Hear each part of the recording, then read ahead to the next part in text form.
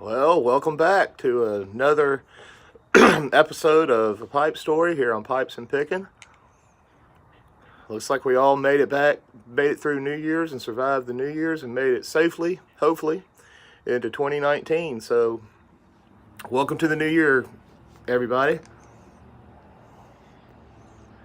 I'm First of all, I want to get a little bit of business out of the way. This video is going to be a VR to Mr. James Long on his 100 sub giveaway. First of all, Mr. Young, congratulations on the 100 sub mark. I think I was number 104, 103, 104, something like that. So I hope I can still qualify for the 100 sub, even though I was after 100. So apologize for finding it a little late in life, but want to go ahead and do that because I loved your questions. I think your first question was what a movie character, an actor, I most identify with. That's hard because there's a lot. Being a child of the 80s and 90s, it's easy to go with the Star Wars, Luke Skywalker, Han Solo type. Big fan of, with this southern accent, Clark Gable, and Gone with the Wind is obviously a Rhett Butler, brain dead. Rhett Butler is one you're kind of raised on. But for me, my favorite character in both the book and the movie is Michael Corleone in the Godfather movies, portrayed amazingly by Al Pacino. And I like the books as well. The Godfather novel is ridiculously good. And I just like Michael Corleone's sense of, even though it comes from a really twisted sense of honor and morality and duty, I love that he has one. And I find the character to be really complex as he tries to meander his way through all the situations that his family predicts and how to handle it, and he ends up doing it wrong. And I think Puzo and Coppola do a good job of really not letting him off the hook on that. Every decision has a price to pay, and I don't know, I just really like that. In my songwriting, I like anti-heroes, people that aren't really 100% good or 100% bad. I always find those characters to be more interesting. So, in my opinion, Michael Corleone represents the best of the anti-hero. I think that's my answer to you there on that one. As far as favorite song and artist, man, you can't ask a music snob and a music guy like me that kind of question and come up with one answer. My all-time favorite band is Hootie and the Blowfish. I know. And they have a song on their first album called Not Even the Trees that, to me, is really, just really, really good. But I see that you being a blues man, I'm a huge Robert Johnson fan. For those of you that don't know, Robert Johnson's the blues player that sold his soul to the devil at the crossroads at midnight to learn how to play guitar. And like most stories, like that, especially in blues history, that's not quite the story, but the truth is a lot more complicated and a lot more interesting than that in certain areas. But go check out. There's a book called Bridging the Blues about Robert Johnson. I forget the author. If you're interested in reading more of that, but I'm a big Robert Johnson fan, and one of my favorite songs of his is a song called "Come On in My Kitchen." In fact, I like the song so much, I'm even named one of my tobacco blends after that. So I'm aging right now another batch of "Come On in My Kitchen." It's kind of a sweet floral English, and not an aromatic, but the Turkish and the Cavendish do some really cool things against the Latakia. It's just kind of a inviting, kind of smells like a kitchen. What made me think of that? And I'm going to try to find in my blend some songs, some titles that go into that. But if you had to put me to one, I think I would say the Hootie and the Blowfish, Not Even the Trees. And to your next one, Mr. Long, I think the third third question was, what's my favorite video of yours that you've done? I really like the one you put out about a week or so ago, I think, called More Blues Fun or More Blues Stuff, something like that. But as a blues guy, again, I really like the you're talking about the blues guitar playing. Talked about the Stratis and the Tellys and stuff like that. I'm more of a Gibson guy on my guitars, but my first electric was a Mexican-made Stratocaster, so I do love those. And I've actually, my electric guitar now, the one I use on stage, is an Epiphone 335, but it's got the double coil tapping, so the humbuckers, I can go from a double coil wrap to a single coil, and kind of has that Telecaster for slide stuff and for some other things. So I really do like that Telecaster sound in my blues. But I'm able to kind of duplicate it through one guitar. So it kind of saves the money, which means more money for the Roccas and more money for pipe tobacco. So anyway, tip of the hat again to you for the 100 subs. I'm putting this up as my VR entry for your giveaway on that. The next thing I'm going to do is talk about the next La Rocca that I've got here. It's a La Rocca Gigante, I think Italian for gigantic. As you can see, it's a big Bertha, big old pipe.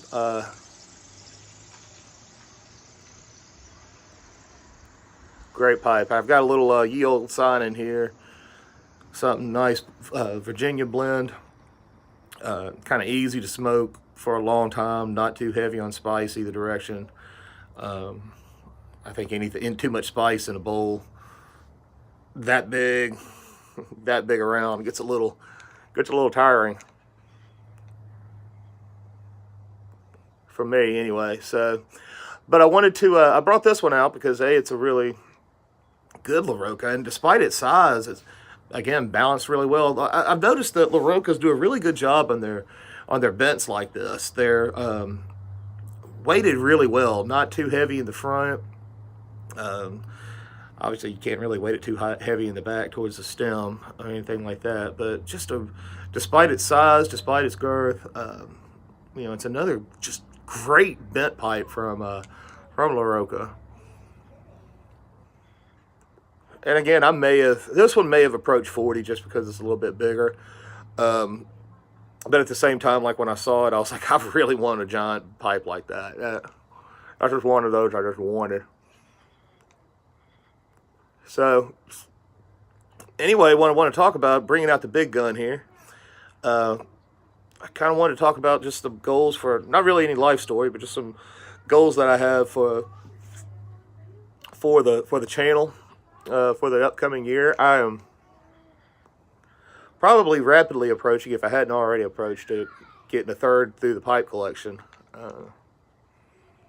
on this. And I'm definitely going to finish out a pipe story series, and the day after tomorrow I go back to work, so I won't be able to do midday pipe stories. I may even have to do them at night, but from inside, and the wife won't let me smoke inside, so I can't really record at night. But I'll still come up with something. I don't know if it'll be daily, but I'll still have some kind of content going up. But the point is, I'm not too far from having finished up the whole pipe collection. So I don't really know what I'm going to be doing afterward. There's plenty of folks out there. They're great content. But there's a lot of people out there doing different tobacco reviews. And, I mean, it's just got to be really bad tobacco, a really bad blend for me not to like it. So every tobacco review I'm going to have is going to be extremely positive, which I guess has some merit. But there's a lot of tobacco reviews out there. And I may do some random ones on some that I can't find, like Old Court. Like, I don't see a lot of Old Court reviews, and so I may drop one on an Old Court that I don't see anything else out there, but I just don't want to be regurgitating the same stuff that's already out there on the YTPC. So, I mean, I know you ain't gonna be coming back here for my good looks, so I gotta have some other reason for you to come back here. needs to be a little different in the content. So, you know, there's some ideas that I'm thinking. I'd love to hear your feedback. You know, once the pipe story wraps up, I'd love to hear some ideas y'all might have. You know, I'd love to see in the YTPC a more robust blending conversations. This pipe, there we go. I'd love to see some more conversations about blending. Yeah, pipes and cigars. Cordell and Deal actually has some really good like pipe blending or pipe tobacco component tobacco series that are out there that I've saved on my phone that I look at, and if I need to kind of think about what components, how they would work, I mean they're go-tos for me. But I don't really see much. I see a lot of presses, and I've got my first press going. It's terrible, and it's going to come out bad, so I'm not even showing it. But you know, I see a lot of people pressing tobacco and things like that. But and that's a really cool thing, and I love to have figured out my press situation before that, before I start showing more of it. But I'd love to see a more robust blending conversations going, and I'd love to do that. You know, I think as of today, I'm like 43 subs. It's amazing that many people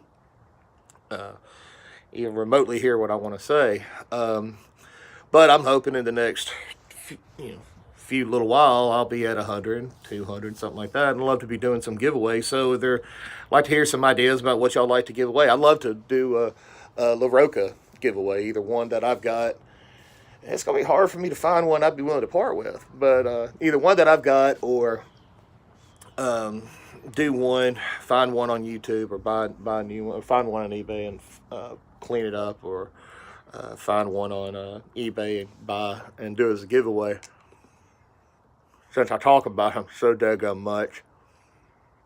And yeah, I'd like to present that back out as a gift to the world. Maybe you'll enjoy it, hopefully as much as I do. So, but if there's some other things, what would y'all like to see as a giveaway on there? I'd also really like, a lot of the other YouTube things that I follow outside of pipes. And yes, I do other things besides smoke pipes. My wife may not believe me, but I do. A lot of the YouTube creators and other communities that I follow do a lot of collaborations. Basically just cross-promotional stuff with, my audience and the other person's audience, or, vice versa. And I don't know. I'd like to see some of that done. I'd like to do some collaborative work with some folks in the YTPC, and maybe do a blind taste on some tobacco that way. But at least it'll be a different conversation and a different way of doing it than the average tobacco review or a pipe or something along. Oh, good Lord, something along those lines. So, if you're a YouTube creator and you want to do some collaborations, I'd love to do it. So that's sort of one of the goals, is to start hitting some of those sub markers that kind of deserve a giveaway. I'd like to be doing blending conversations, doing some collaborative work with some other folks in the YTPC. But what else do we want to see? What else do you want us to do here? And what are some of the other things we want to see in the YTPC? When we sit here and talk about music and smoke pipes, I can do that all day long too. So anyway, got the Big Mama pipe here, Big Bertha pipe here, reminding us to go big or go home this year. So got some ideas, got some things I'd like to do, but kind of want to hear from you all about what you'd like to see done. And if you want to do some giveaways or something like that, be sure you subscribe, be sure you tell some friends, tell some other folks. Again, be glad to do some collaboration videos on that. And so anyway, that's what I got for you today. Hope y'all have a good New Year's. Hope your college football team wins. My college football team is having another one of our many rebuilding years, and so we were sitting at home on New Year's, but they're part of it too. So anyway, y'all have a good one. Keep on piping, and we'll see y'all next time. Thanks a lot.